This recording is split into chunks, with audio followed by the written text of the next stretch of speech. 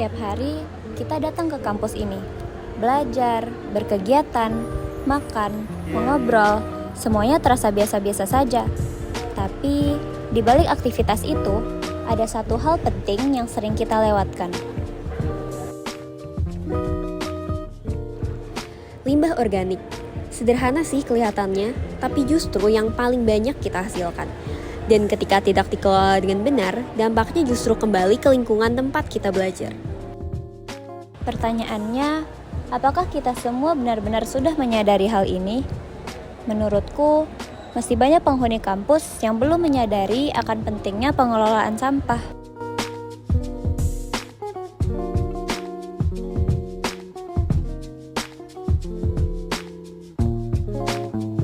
Kenalkan, kami dari kelas Sustainability Keberlanjutan. Kami ingin bertanya-tanya dengan Ibu. Yang pertama, nama Ibu siapa? Nama Ibu siapa? Siapa? Alit. Ya. Ya, Alit.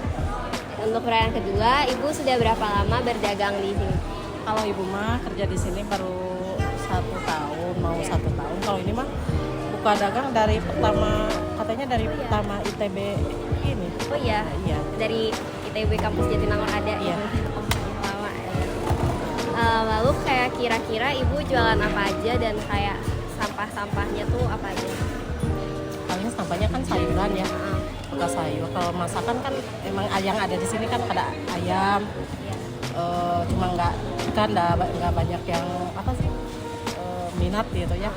Diadain juga kayak sayur kayak gitu aja sih, gorengan. Gitu tahu, tempe kayak gitu aja. Kalau sampah kayak plastik gitu ada?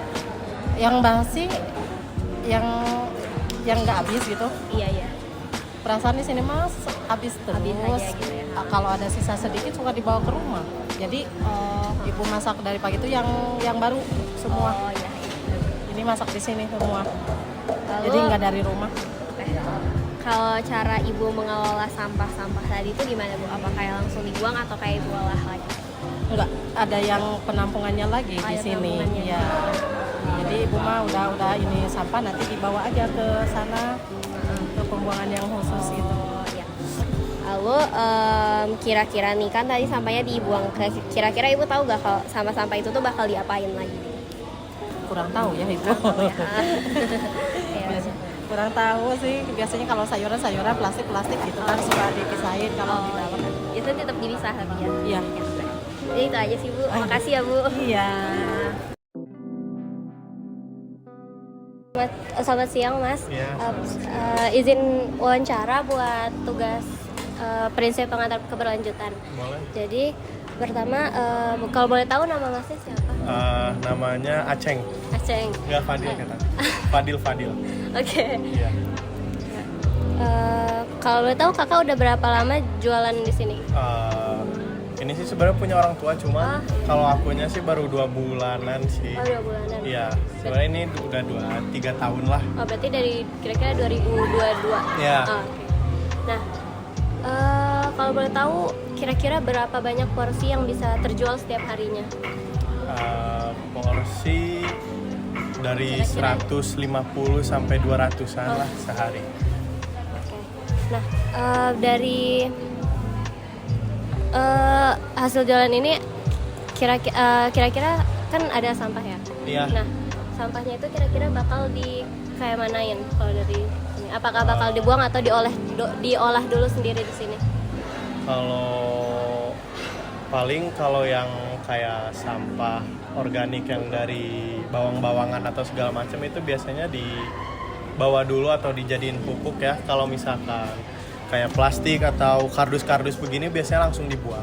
Oh, itu dijadiin pupuknya tadi apakah orang atau dari Orang. orang ya? Iya. Berarti kira-kira langsung dibuang kemudian nanti orang akan olah jadi Iya, limbah, iya. jadi Limbah pupuk Iya. dan sebagainya. Oh, oke. Udah sekian aja. Oke. Oke, makasih ya. Iya, Ah. makasih.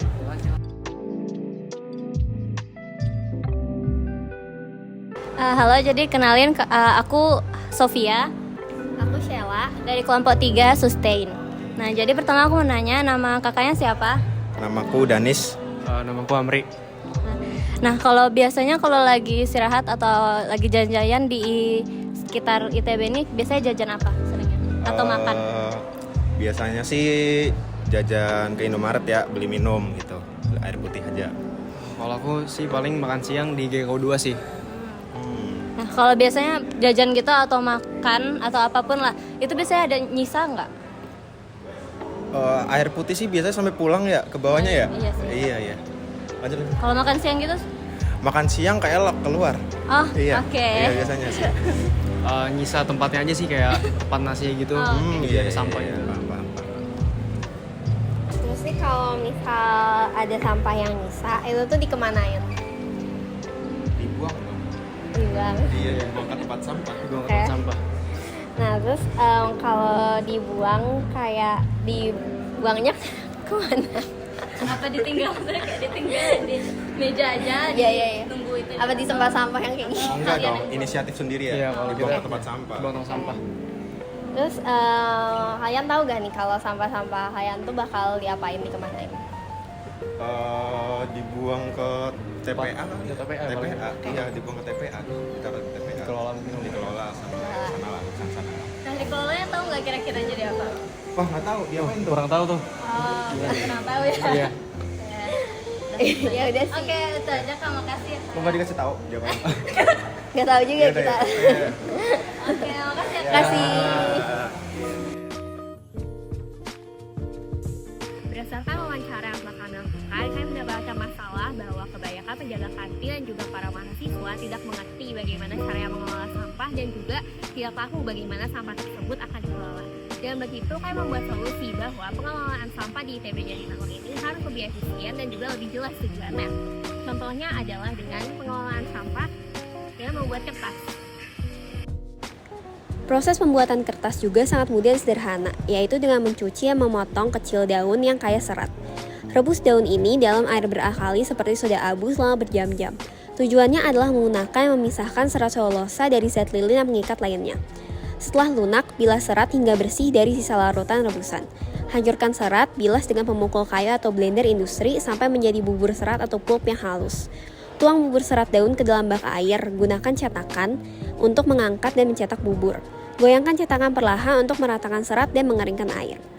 Lalu, tekan lembaran kertas basah dengan spons atau alat pres untuk mengeluarkan sisa air. Biarkan lembaran kering sempurna di bawah sinar matahari atau di tempat teduh. Selanjutnya, kertas dari serat daun telah selesai. Lembaran memiliki tekstur unik dan warna alami. Inilah seni daur ulang alam yang indah.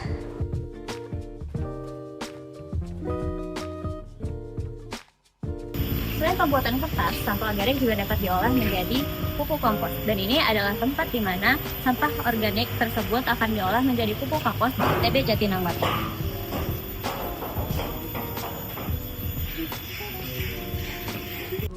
Untuk membuat pupuk kompos, kita memerlukan dua jenis bahan. Yang pertama, hijau yang kaya akan nitrogen dan coklat yang kaya akan karbon. Setelah itu, potong semua bahan jadi bagian yang lebih kecil agar proses pembusukan berjalan dengan lebih cepat.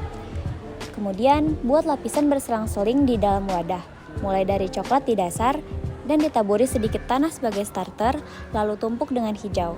Selalu tutup lapisan hijau dengan coklat untuk mencegah bau. Nah, kita juga harus menjaga kelembapannya. Kompos harus lembab dan tidak becek. Lalu, aduk atau balik tumpukan setiap 1 hingga 2 minggu sekali. Ini agar mikroba punya cukup udara untuk bekerja. Setelah ditunggu 2 hingga 4 bulan, kompos akan matang. Teksturnya akan menjadi remah, berwarna gelap, dan berbau tanah hutan.